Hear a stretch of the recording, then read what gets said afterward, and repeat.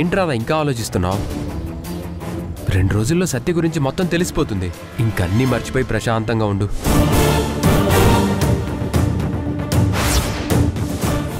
ఏంటి అంత సీరియస్గా చూస్తున్నావు? కళ్ళల్లో నిప్పులు కురుస్తున్నాయి. కొంపదీసి నా మీద ఏమైనా కోపంగా ఉన్నావా? ఏం లేదు. ఏం లేదు అనడంలోనే ఏదో ఉందని తెలుస్తోంది. ఏదైనా ఉంటే చెప్పేసేయి. మళ్ళీ దాన్నెందుకు మనసులో మోయడం? నువ్వు సత్యలాగే పెద్ద మోసగాడు.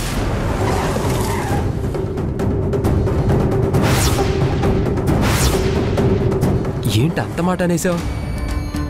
అంత మోసం నేనేం చేశాను?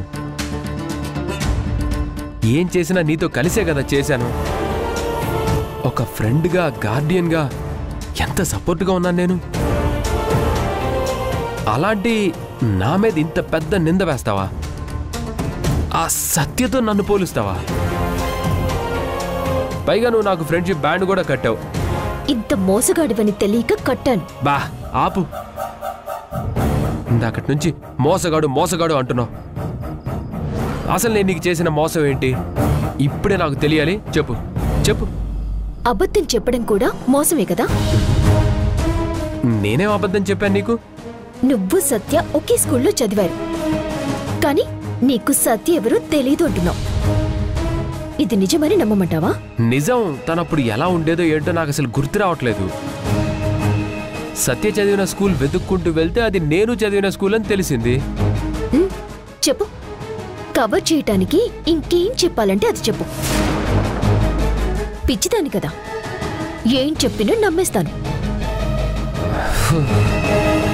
నిజమే చెప్తున్నాను రాధా.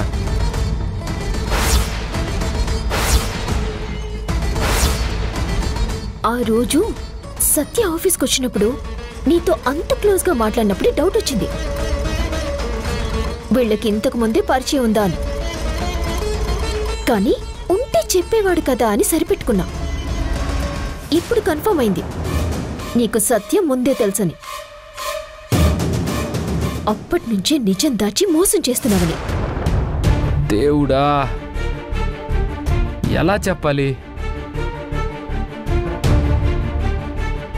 రాధా, సత్య నాకు ముందే తెలిస్తే, నీకు సత్య మీద అనుమానం వచ్చినప్పుడే తను నా క్లాస్మేట్, తను నాకు ముందే తెలిసే నీకు చెప్పేవాడిని కదా. ఏమో, తన మీదున్న స్పెషల్ ఇంట్రెస్ట్ చెప్పనివ్వలేదేమో. తనకి నీ మీద ఇంట్రెస్ట్ ఉందిలే, లేకపోతే ప్రేమగా టీషర్ట్ ఎందుకు తెచ్చిస్తుంది? అసలు నేను చేసిన అప్పులకి ఇంట్రెస్ట్ కట్టడమే తప్ప నాకింక వేరే ఇంట్రెస్ట్లేమీ లేవు. ఏమి ఎరగని పసిపిల్లాడ్లా ఎంత అమాయకంగా చెప్తున్నాడు చూ. ఆ ఇకలు పక్కపక్కలు చూడలేదనుకున్నావా? పరిచయం లేకపోతే అంత సరదాగా మాట్లాడతారా? నాకు నిజంగా తెలీదు రాధా. నేనొక పిచ్చిదాన్ని. అమాయకంగా మొహం పెడితే అమాయకులని నమ్మేస్తాను. ఇలాంటి సత్యాలు ఇంకెంతమంది ఉన్నారో ఏమో. నీకు దండం పెడతా. అసలు నీతో క్లోజ్గా మాట్లాడడం, మనసు విప్పి ఏదన్నా చెప్పడమే నాకు చేత కాదు. అలాంటిది నేను ఇంకా వాళ్ళతో ఏం మాట్లాడతాను? ఎందుకు అనవసరంగా గొడవ చేస్తావు? ఏమన్నా మనసు విప్పి మాట్లాడతావా? ఇప్పుడు బాగానే మాట్లాడుతున్నావు కదా, ఇంకా మనసు విప్పి ఏం మాట్లాడాలి? అది అది వేరే ఉద్దేశాలు ఏం లేవులే. ఏ ఉద్దేశం లేకపోతే ఎందుకంత కంగారు పడుతున్నావు? ఏంటో చెప్పు. ఏం లేదు రాధా. ఇదిగో, ఇన్ని రోజులు నీ పక్కనే ఉన్నాను కదా. నువ్వన్నట్టు ఎంతో మంది సత్యలు గనక నా లైఫ్లో ఉండుంటే ఈ పాటికి ఎప్పుడో నేను దొరికిపోయేవాడిని కదా. సరే, ఎప్పుడైనా ఒక మెసేజ్ గానీ ఒక ఫోన్ కాల్ గానీ రావటం నువ్వు చూసావా? ఏమో, ఏం మెసేజ్లు వస్తాయో, ఎవరి దగ్గర నుంచి ఫోన్ కాల్స్ వస్తాయో. నేనేమన్నా నీ ఫోన్కి కాపలా ఉన్నానా? అయినా నీకెవరు ఫోన్ చేస్తే నాకేంటి? నువ్వెవరితో మాట్లాడితే నాకేంటి? సత్య నీకు తెలుసు, నీకు క్లోజు అని అంటే చెప్తున్నా. నమ్మితే నమ్ము, లేకపోతే లేదు. ఇంతకన్నా ఎక్కువ నేనేం చెప్పలేను.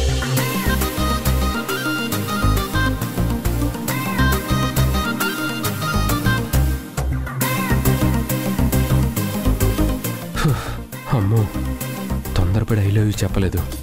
చెప్తే ఒట్టేసి మర్చిపోయి ఐ లవ్ యూ చెప్పానని ఎంత పెద్ద చీటర్గా చూసేదేమో.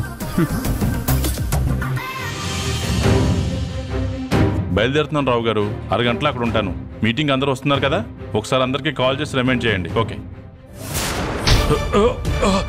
అమ్మా, ఏమండి ఏమండి ఏమండి అయ్యో ఏమండి ఏమైందండి? అత్తయ్య గారు, శేషవ్, మాధవి, ఏమండి బాగా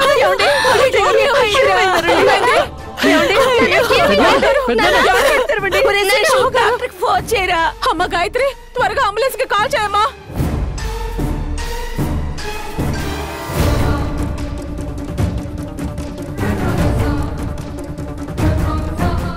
లేనన్నా,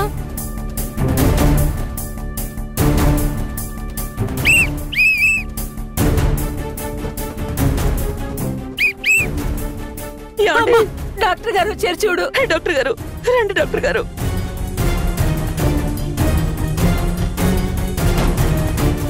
ఏమైందమ్మా? మెట్ల మించి జారిపడ్డారు. బ్లడ్ వస్తుంది. స్పృహలో కూడా లేరు. భయంగా ఉంది డాక్టర్. కంగారు పడకండి, నేను చూస్తాను.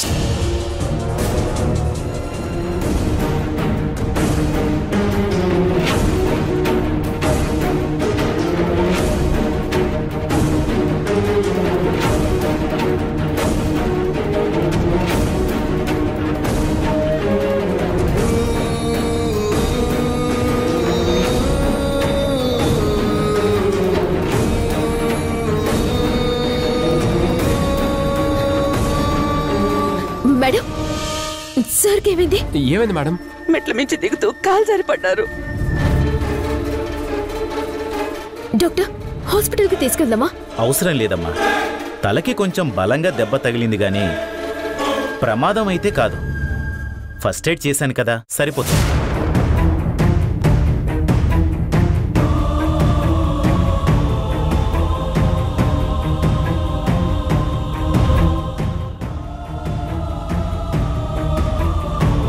ఏం కాదంటున్నారు. నా బిడ్డ చూడండి, సోయ లేకుండా పడున్నాడు. డాక్టర్, కంగారు పడకండమ్మా, ఇంజెక్షన్ ఇచ్చాను కదా, కాసేపట్లో స్పృహలోకి వస్తారు. డాక్టర్ గారు, ప్రమాదం ఏమీ లేదు కదా?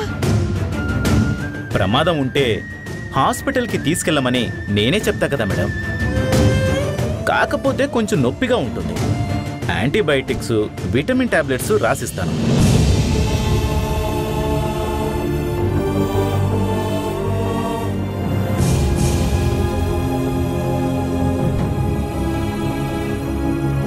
టైంకి మందులు వేయడం మాత్రం మర్చిపోకండి.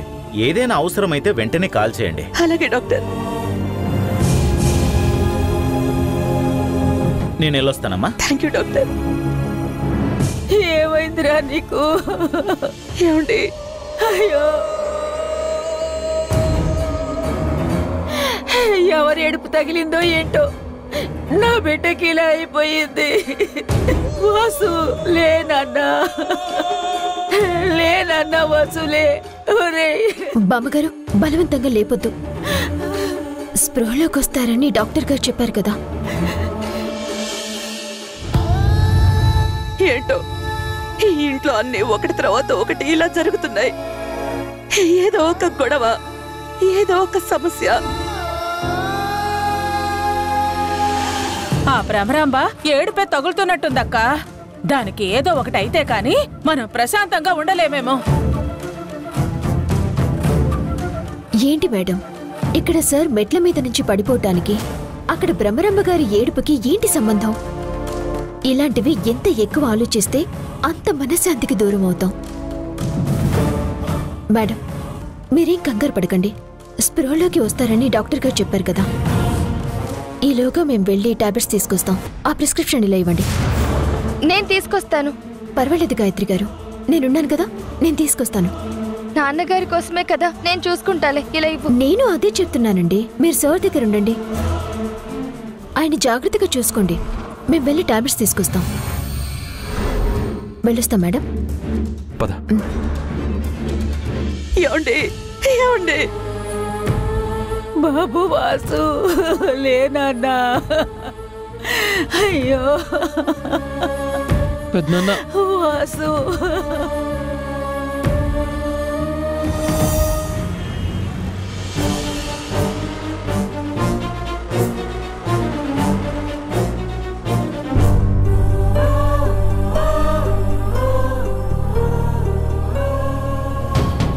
Okay sir. ఈ మెడిసిన్స్ ఇవ్వండి. Okay madam.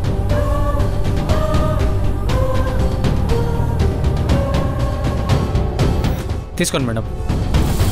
అన్ని మందులు ఇచ్చారు కదా? అన్ని మందులు ఇచ్చాను మేడం.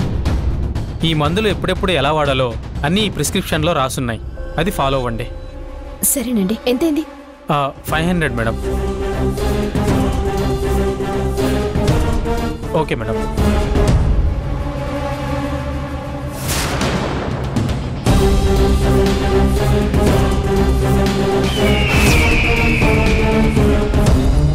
నేను మందులు తీసుకొస్తానంటే అమ్మ దగ్గర మార్కులు కొట్టేయడానికి పరిగెత్తుకుంటూ వచ్చావు కదా. ఇదే నువ్వు చేసిన పెద్ద తప్పు కాబోతోంది రాధా. ఇదే నువ్వు ఇంట్లో నుంచి బయటకు వెళ్ళడానికి నాంది కాబోతుంది. దీన్నెలా వాడుకుంటానో చూడు.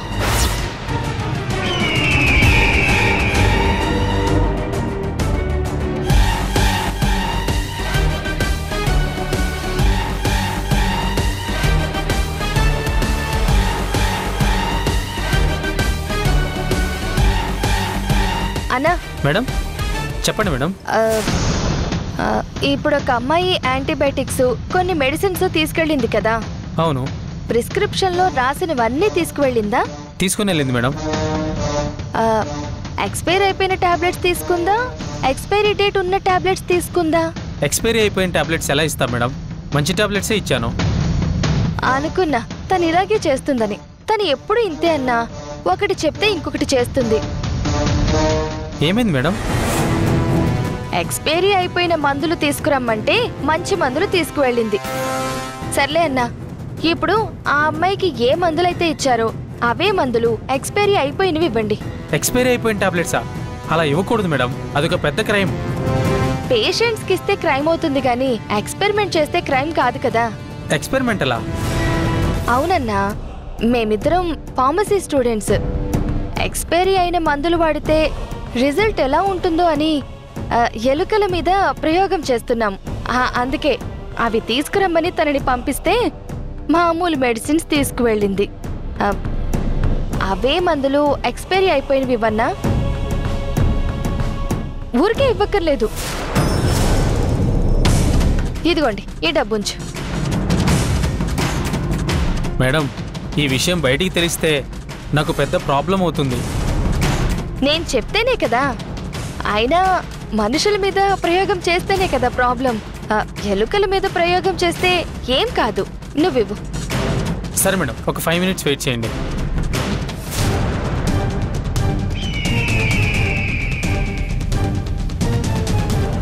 రాధా, బ్యాగ్ సర్దుకొని బయటకు పోవడానికి సిద్ధంగా ఉండు. ఇదిగోండి మేడం. చాలా థ్యాంక్స్ అన్నా. మీ వల్ల ఒక మంచి ఎక్స్పెరిమెంట్ జరగబోతోంది. అది నా జీవితాన్నే మార్చేయబోతుంది. చాలా చాలా థ్యాంక్స్. Welcome madam.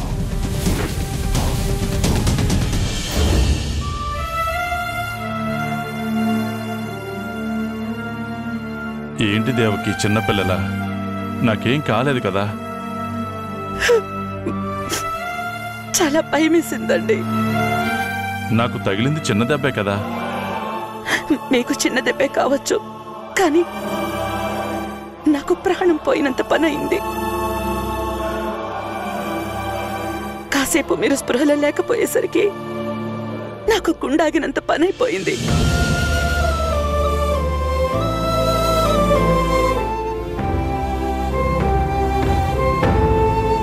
చేతనైన సాయం చేయడమే తప్ప మీరు ఎవరికి ఏ అన్యాయమూ చేయలేదు. మరి మనకి ఎందుకు ఇలా జరుగుతోంది? మనం చేయని పూజలు కూడా లేవే. ఆ దేవుడు మనకి ఎందుకు ఇన్ని పరీక్షలు పెడుతున్నాడు? పరీక్షలు పెట్టడం కాదు, ప్రమాదాల నుంచి కాపాడుతున్నాడేమో. మన గోడౌన్లో పేలాల్సిన బాంబు తప్పించి భ్రమరాంబ గోడంలో పేరేలా చేశాడు. ఆ మెట్ల మీద నుంచి జారి నా ప్రాణాలే పోవాల్సిందేమో. ఏమండి? మాట వరుసకంటున్నాను దేవకి.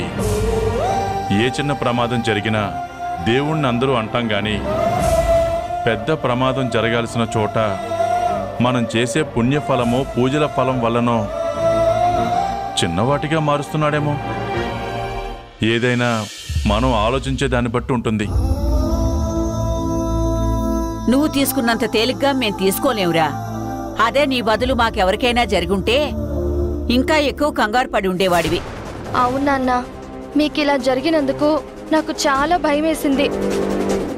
ఇంకా అదే గుర్తొస్తుంది. ఇక నుంచి మిమ్మల్ని వదిలిపెట్టను నాన్న. ప్రతి క్షణం దగ్గరుండి జాగ్రత్తగా చూసుకుంటాను. మీరేం కంగారు పడకండి గాయత్రి గారు. సార్ని నేను జాగ్రత్తగా చూసుకుంటాను.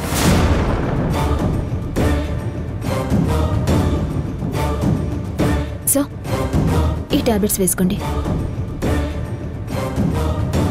ఇవి యాంటీబయాటిక్స్, ఇవి విటమిన్ టాబ్లెట్స్.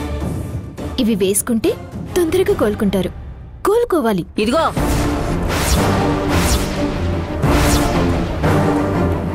ఏమనుకుంటున్నావే నువ్వు? ఏదో నా కోడలు అభిమానంతో కూతురు లాంటి దానివి అంటే నిజంగా కూతుర్ని అయిపోయాను అనుకుంటున్నావా? అన్నిట్లో తగుదునమ్మా అంటూ దూరిపోతున్నా. అత్తయ్య గారు, నువ్వు ఉండు దేవకి. నా పట్టింపులన్నీ నీకు తెలుసు. అయినా వీళ్ళని ఇంట్లో ఉండనిస్తాను అంటే ఎందుకు ఊరుకున్నాను? నీ ఇష్టాన్ని కాదనలేక. అది అర్థం చేసుకుని తన హద్దుల్లో తను ఉండాలి కదా.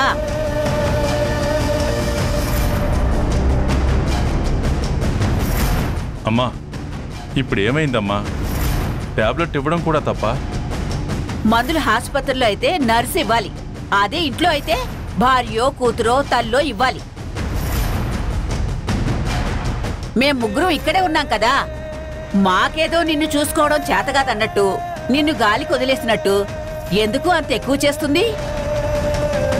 అయ్యో, నా ఉద్దేశం అది కాదు బామ్మగారు. నీ ఉద్దేశం ఎలా ఉంటే ఏమిట్లే, నీ చేతలు మాత్రం అలాగే ఉన్నాయి కదా.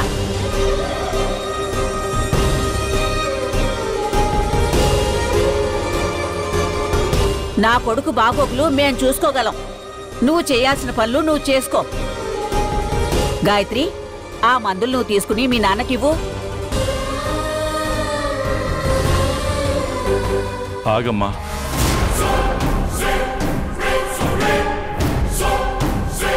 నువ్వే ఇవ్వమ్మా. వాసు, నేను చెప్పినందుకైనా నా మాటకి విలువివ్వవా? నీ మాటకి విలువివ్వడం కన్నా ఒక మంచి మనసుని బాధ పెట్టకుండా ఉండటమే ఉత్తమం. అత్తయ్య గారు, మీ అబ్బాయికి ఇలా జరిగినందుకు మనమంతా ఎంత కంగారు పడ్డామో రాధ కూడా అంతే కంగారు పడింది. తన మనసులో భయమున్నా నాకు ధైర్యం చెప్పింది, మందులు తీసుకొచ్చింది.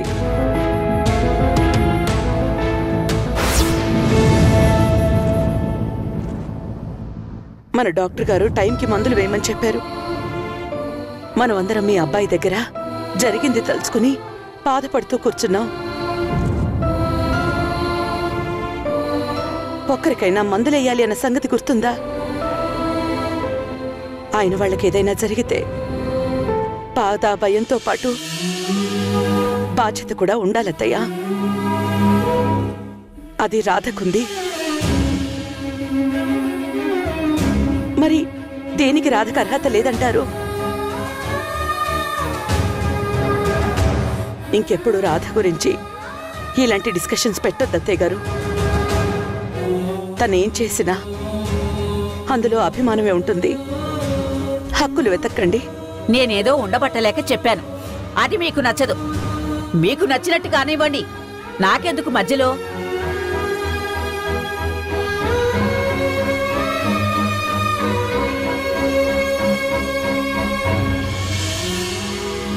రాధా, అత్తయ్య గారి మాటలేం పట్టించుకోవద్దమ్మా. నువ్వు టాబ్లెట్స్ ఇవ్వు.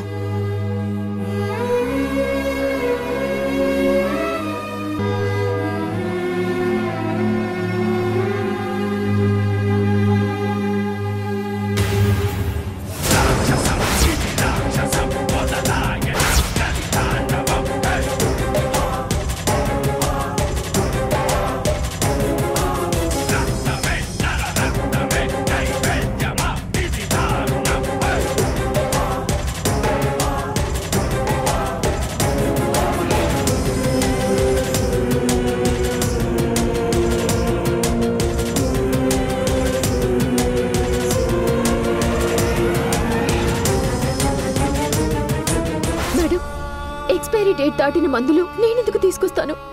నేనా మాత్రం చూసుకోనా? నేను అలా చేయలేదు మేడం.